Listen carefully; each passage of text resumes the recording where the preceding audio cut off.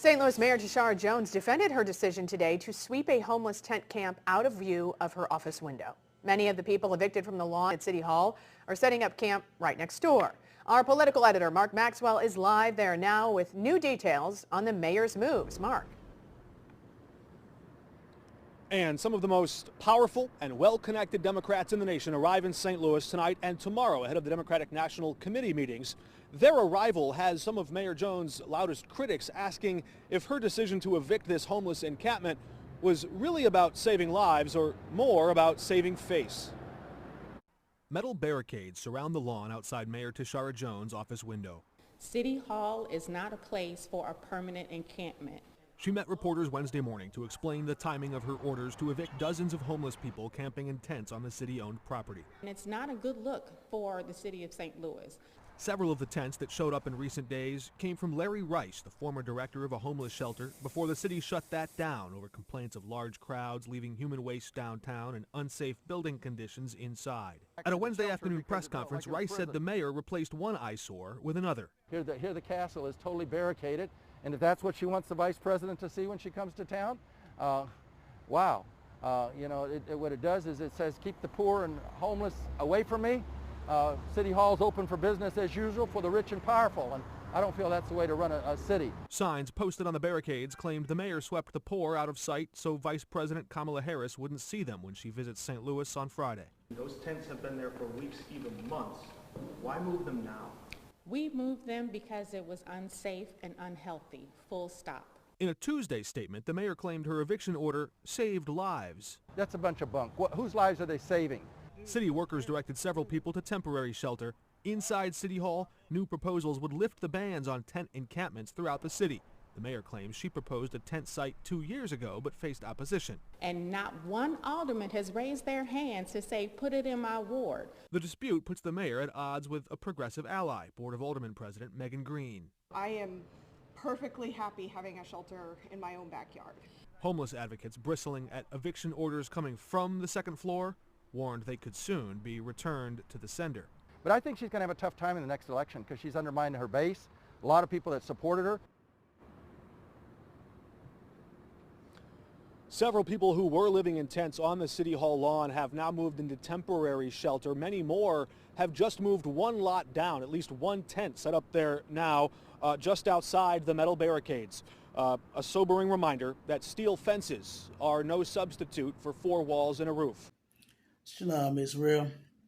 Guess what? This mayor that we have here in the city of St. Louis, Tishaura Jones, should be ashamed of herself for what she just did to all of those homeless brothers and sisters downtown St. Louis. The woman turns around and has a homeless encampment outside of her office and right outside of her window. And she turns around and looks outside and sees it and says that this is a terrible sight. All because she has, what is her name? This vice president of ours, Kamala Harris, non-dancing, Converse shoe and wearing hot sauce eating, whoever this lady is. Like, this is ridiculous, man. You know, Tishaura Jones has, like, no heart for the homeless, man, at all. To turn around and move them from where they live. Like, what I don't understand is, why is the city of St. Louis following the homeless around, moving them from every encampment, tent city, every place that they find to move, they find to live on the goddamn ground, they follow them around and make them move and evict them from the concrete. Like, this is ridiculous, man. She's talking about this is not a good look for St. Louis. It really isn't. You look horrible in what you're doing to the homeless brothers and sisters. You understand? And what you should be doing is you should be setting up some type of help for them. There are plenty of buildings right here next. There's one right next to you that's completely vacant. Nobody's doing anything with it anymore. And you know what you could do? You could open up the building, open up the front door, turn on the lights and the air and heat, you know, and you could have someone monitor the people in there just to make sure that they're safe. You know, she's saying she's trying to save their lives and making it safe for them when they're not down there committing crimes and things. They're not robbing anyone. They're just homeless. They have no place to live.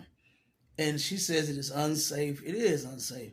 It's unhealthy. It is unhealthy. It's unhealthy for them to be living on the ground. It's unsafe for them to be living out on the streets. And guess what? She doesn't even have the heart to even help them out, man. I'm going to show you what the Bible says about that. In Leviticus 25:35, it says, and if thy brother be waxing poor and fallen in decay with thee, then thou shalt relieve him. Okay? This is what you're supposed to be doing, Tishaura Jones. You're supposed to offer them some help. You know, like I said, open up a building, have someone monitor them just to make sure that they are safe, you know, because they get injured out there. Commander General Hanna has us feeding them all the time. And you know what happened? We turned around and got a story about how the cops even harassed them. When they shut down Reverend Rice, a bunch of them got locked up, and a bunch of them ended up going to jail, and a bunch of them ended up dying in that holdover cell. I actually talked to one of the brothers and asked him, how was he doing out there? How was he living? What was going on? What did he need? And the brother said, man, it's rough out here. He said, I almost lost my woman the other day. I said, what happened? He said, he said she was attacked by a white man. He said him and, you know, some other brothers, they were standing around talking. And he said that he heard her scream. She was, you know, maybe a few, you know, feet away. He said he heard her screaming. He saw the white guy standing there, jabbing her, sticking her, poking her, you know, cutting her with the knife. So him and the brothers that he was talking to chased him down. You know, someone they called police. I don't think it was none of them because they just immediately reacted. Someone called the police. The police came. Some white police officers came, turned around, split them up. The guy, they apprehended him. The brothers caught him, held him down. They didn't beat him up. They didn't hurt him. They didn't try to kill him in return. They held him till the police came. The brother said he looked up and he saw the police push the white guy in the back, like telling him to go, and threw the knife across the street.